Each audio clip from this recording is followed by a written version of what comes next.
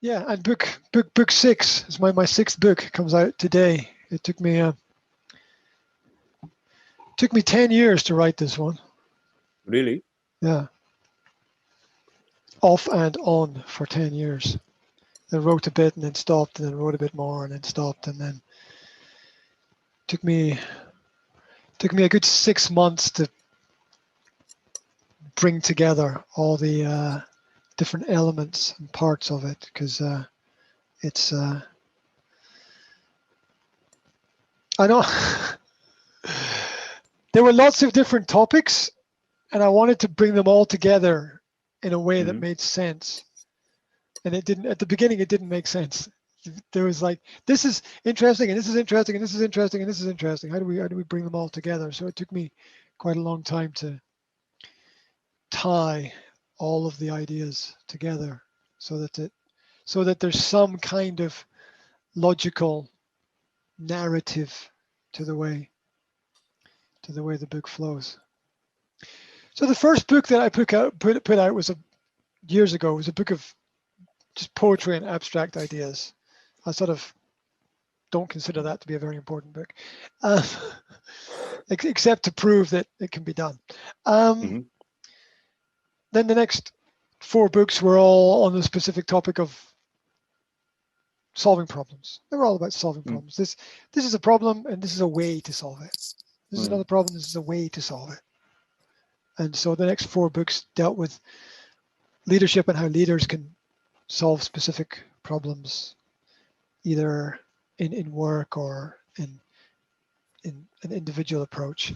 And so it doesn't deal with that. This one, and they were all about motivational ideas. They were Mhm. all positive motivational ideas. This book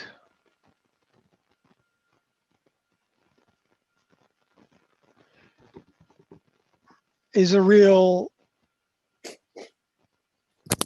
aggressive attack on all the things that I've recognized are problematic in society. Mhm. It's not saying this is the way to do it. It's saying we need to talk. That's what it's saying. It's saying we need Mhm. to talk about these problems. Because if we don't talk about these problems, we're not going to get anywhere. Because everybody's got different ideas and different solutions. And I'm not sure that I can say that that's right and that's wrong. I don't know. Does it offer something specific? Yes. And at the same time, it offers a solution, but then it offers an invitation to tell me where it's wrong. Yeah. Mhm. So it says we can do this like this, but this doesn't work. But this will work. But what do you think? You know, it doesn't. It's not saying this is the way forward and this is what we have to do. It's saying this is wrong. Here's an idea that might work. Mm. So the first part is based on all on education. It's all based on how we educate our children, the methods that we use for education.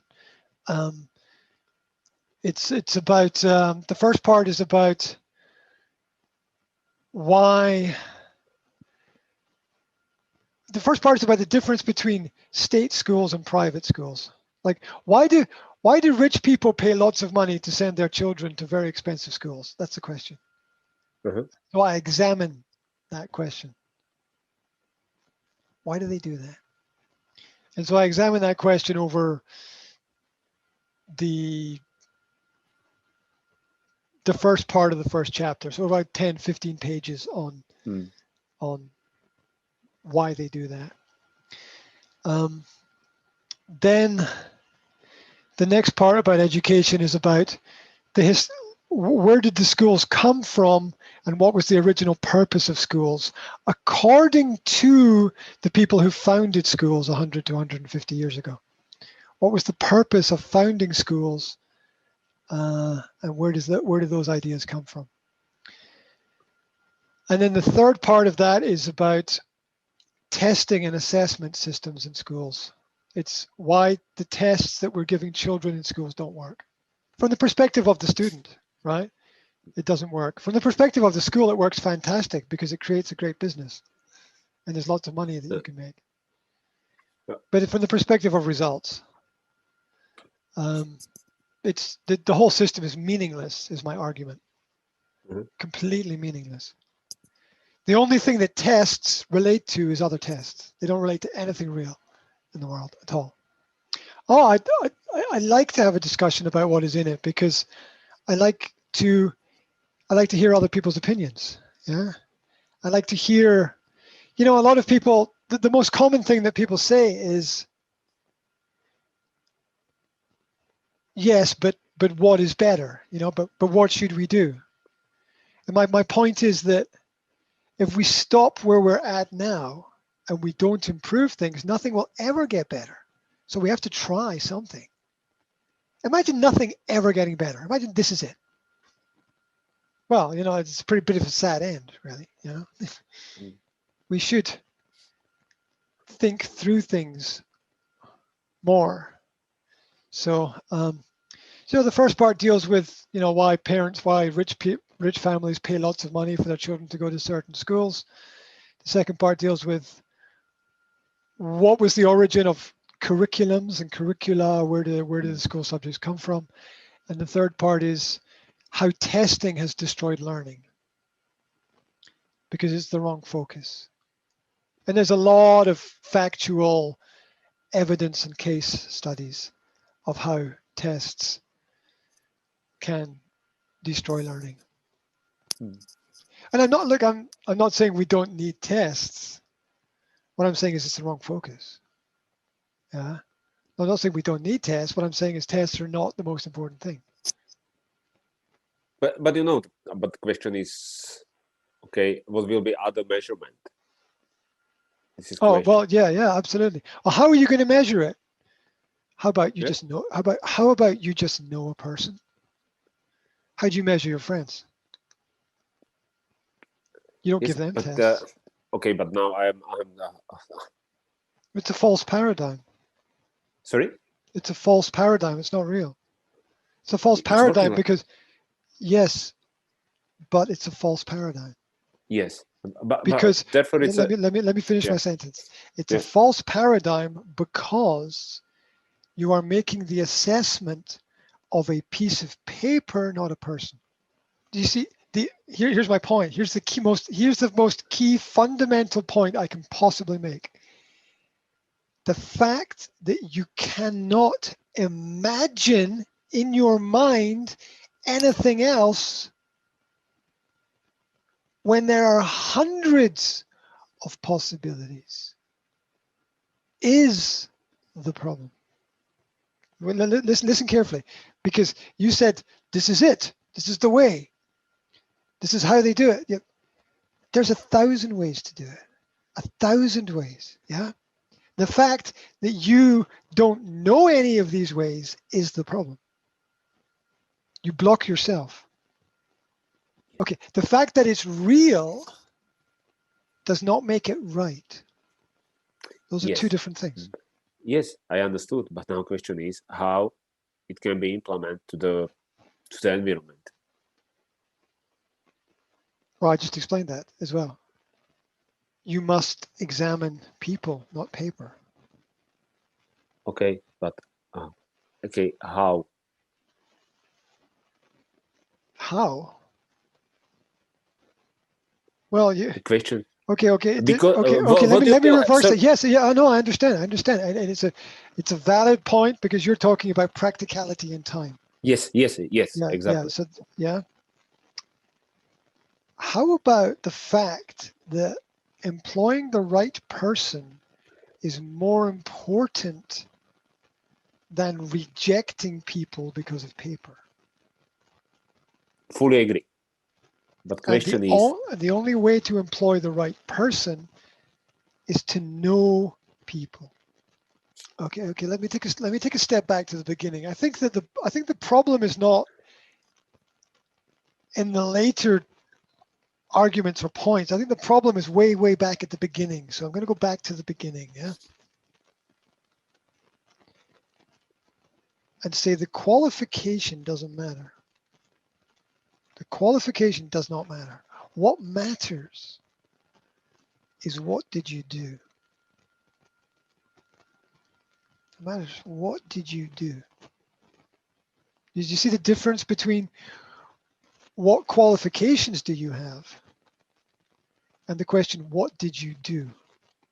What matters is what you did, not what you qualified to do. Yeah, understood. The question at the beginning is wrong. And because the question at the beginning is wrong, you can't get back to that point later, right? If the very first question you ask is, what qualifications do you have? Then you begin down a road that you cannot change. Because your first question dictates your direction. So just as in any kind of work-related meeting, your questions are orientated to a specific direction. You want to get to an end point, yeah? You have a goal, a target. And the most relevant question, let me give you a case study. I'm just making this up as abstract, but you can find examples of this, yeah? What is your qualification for climbing to the top of Mount Everest? Well, I don't have one, but you did it. Yes. See, what matters is what did you do, not what did you qualify for. It's the wrong question. The focus on relevant papers is part of society's present problem. Papers, please. Papers, please. Okay. Papers to walk down the street. Papers to cross the border. Then let's change it. Not this paper show you this is my qualification, because still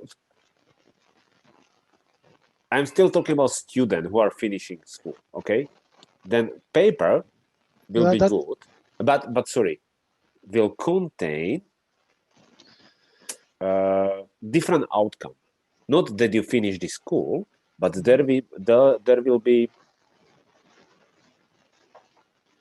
some message or argument. What is your strength? What did you do during the... Okay, then I think that would be better. I think that's a great idea, and I think it would be much better than the system that we have. Because paper is very easy to buy. Yes. But what you do is not. And that is the difference between, that there's a big difference between getting the results on paper and actually having an experience that you learn from. And the focus on papers is going to lead us straight back to Nazi Germany. We're going to need papers to cross the border. We're going to need papers to get a job, papers to go in a building, papers to walk down the street, papers. We already live in paper world and paper culture. And okay, let's not use paper, but let's use, for example, references. Okay, I think, that is, yes. I mean, how do you know if someone's a good person? You ask everyone around them. References are a natural process and fundamental. Absolutely.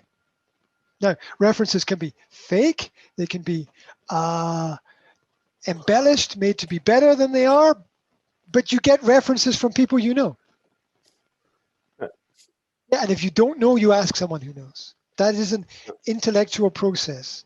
What I'm saying is that if we continue down the assessment road, computers are going to make all the decisions.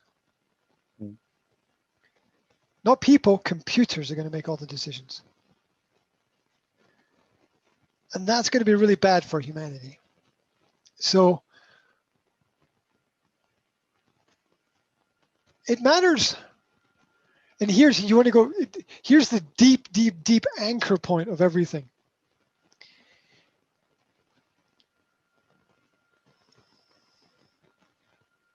If there's no love at the core of what you do, then the system is a heartless machine.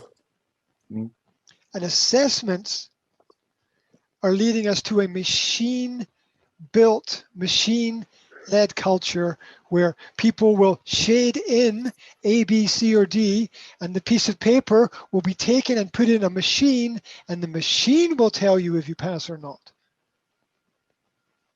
There's no extended thought happening. We are treating children as binary androids, not human beings. And that's got a terrible end to it, because your IBM computers are going to decide which job you have, what medicine you take, which company you work for, what clothes you wear, what social activities you do, what sports you play because of your height or weight or other tendencies. And then machines will make decisions for everybody, and that's where it's going. That's where we're going right now. The machines will decide where you go on holiday. They'll decide if you travel or not people. What is running the internet systems? What's running Facebook? Machines. What's running Twitter? Machines. What's running YouTube? Machines. What's running Google? Algorithms. The machines are making the decisions, not people. And it will continue down that road if we have the focus of education as external assessment, which is not based on love. Sorry to bring love into education, but love matters in that element. And so there's a whole section on how tests destroy children psychologically. And how the only solution to that is a focus on knowing the person and knowing the person well as a human being, not as a function in a giant system. Now, the flip point is, I can see the value of tests, right? I can see the value of assessments. I can see it. But I can also see the end point of it. I can see where it's going. Just like, here's an example for you.